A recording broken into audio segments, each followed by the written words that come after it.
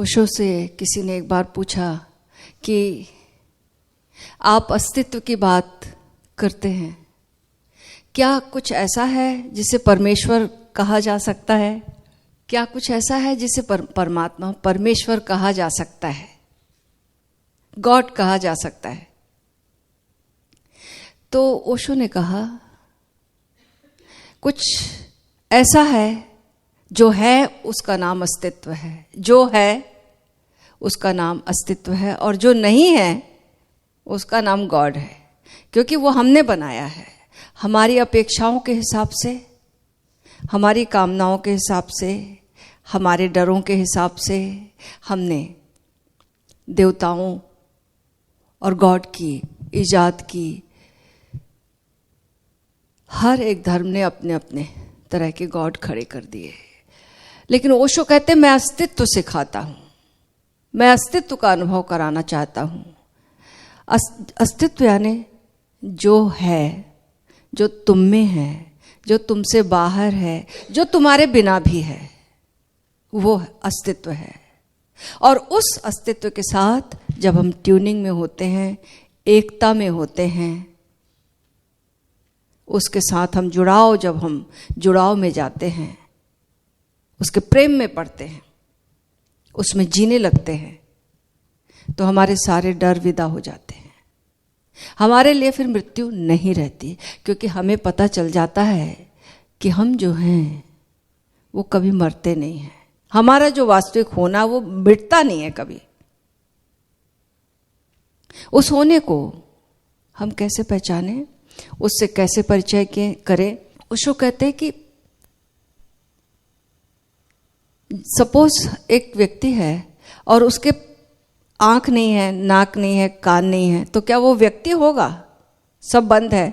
नहीं, व्यक्ति तो बना है, आदमी तो बना है, कान है, नाक है, आंखें हैं, और ये सब क्या है? ये तो एक दरवाजे है। दरवाजा यानी क्या? जो नहीं है, स्पेस। मान लो ये मंदिर है और इस मंदिर में केवल ही दीवारें दीवारें दीवारें दीवारें हो जाती, तो क्या ये मंदिर बनता रहता? या इसमें दरवाजा ही नहीं होता, तो क्या हम मंदिर में आ सकते? नहीं आ सकते। तो ओशो ये कह रहे हैं कि हमारे भीतर इन द्वारों के माध्यम से, जैसे नासिका के माध्यम से, सपोज हमारे भीतर अस्तित्व प्रतिपल आ रहा है, प्रतिपल सांस के माध्यम से आ रहा है। और याद रखना, केवल सांस के माध्यम से हम केवल ऑक्सीजन नहीं ले रहे हैं। हमें एक कमरे में बंद रखा जा सकता है और ऑक्सीजन भरपूर दी जा सकती, सब कुछ दिया जा सकता है, लेकिन हम स्वस्थ नहीं हो सकते। हम विक्षिप्त होने लगेंगे। हमें क्या मिल रहा है? उस खुले आकाश के नीचे। आप भी अनुभव करो, घर में रहे जब आप घर के बाहर निकलते हो, जो प्राणायाम करते हैं उनको ये महसूस होता होगा, जो सुबह जीते हैं सुबह को, उनको ये पता होगा कि जब वो घर के भीतर करते हैं कुछ, और खुले छत के नीचे, खुले आकाश के नीचे, इवन एक गैलरी भी काम नहीं करती, जो बाउंड्री है, छोटी सी छत है उसमें, और बाकी सब खुला, वो भी एक हिंड्रेंस है। खुले आकाश के नीचे क्या हो जाता है? हमें क्या मिल जाता है?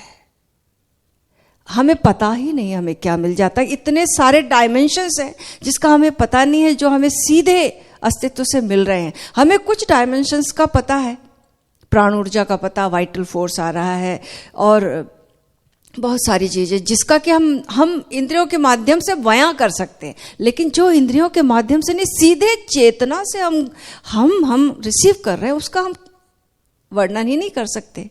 उसके साथ एक होकर, उसके साथ मर्ज होकर, मिटकर वही हो सकते हैं। तो ओशो कह रहे हैं कि इस एम्प्टीनेस को, जो कि प्रतिपल ऐसी हमारी स्थिति है, समझो एक नदी है और एक नदी में हमारा शरीर मान लो एक घड़े की तरह है, और घड़े में पूरे छिद्र हैं। पानी भर दिया घड़े में तो नदी का ही पानी है, और उन छिद्रों के माध्यम से भी आ रहा है और जा रहा है, मिल भी रहा है और भीतर भी आ रहा है। हमारी स्थिति ऐसी है। हम इस चैतन्य के सागर में, इस विराट अस्तित्व में हमारा होना है। ये दीवारों को हम अपना होना मान लेते नहीं। ये दीवारें दीवारें दीवारें हमारा होना नहीं है। इन दीवारों में जो छिद्र हैं उसके माध्यम से अगर वे ना हो तो हम नहीं हो, ये जीवन ही ना हो। उसके माध्यम से अस्तित्व प्रतिपल हमारे भीतर आ रहा है। ये आकाश, ये स्पेस हमारे भीतर मौजूद है और प्रतिपल इसकी ट्यूनिंग हो रही है, भीतर बाहर बाहर भीतर। एक गीत की लाइन है, भीतर बाहर बाहर भीतर गूंज रहे तुम पल प्रतिपल हो, ओशो मेरी जाने गजल हो। तो वो जो नाद के रूप में गूंज रहा है, नूर के रूप में है, ये और कितने डायमेंशन है जो हम जान ही नहीं सकते, केवल मिटकर ही उसमें समा सकते हैं। तो उस अस्तित्व को फील करना है सांस सांस के माध्यम से, हमारी अवेयरनेस को। जैसे कि कल ओशो ने कहा कि हमारे होने की कई लेयर्स हैं, नीचे अचेतन, अति अचेतन, जो समष्टिगत अचेतन।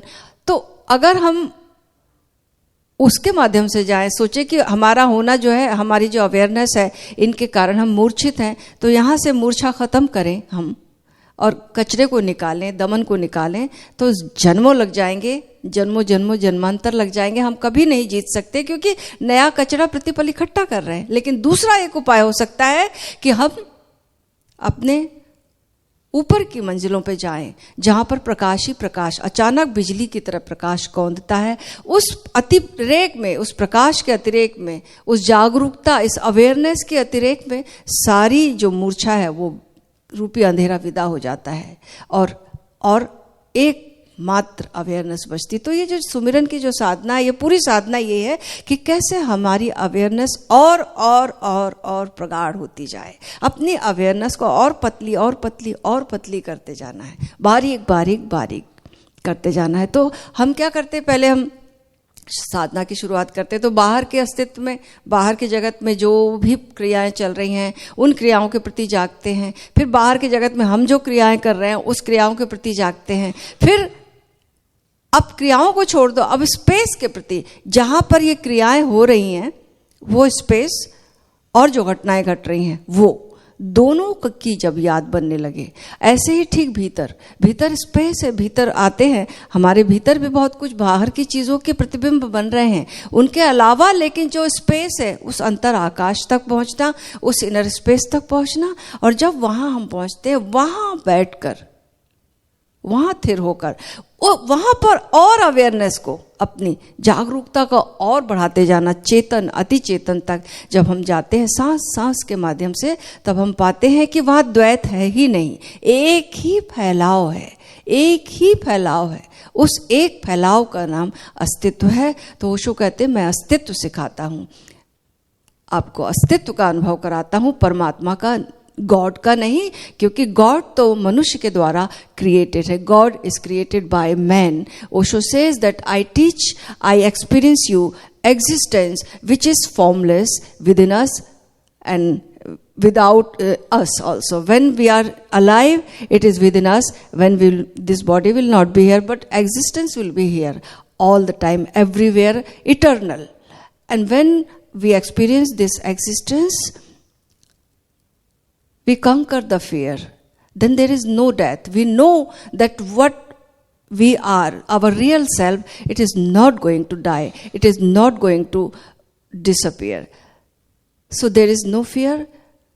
And then we feel one great existence, and we do enjoy and live our eternal life through this body, without this body also.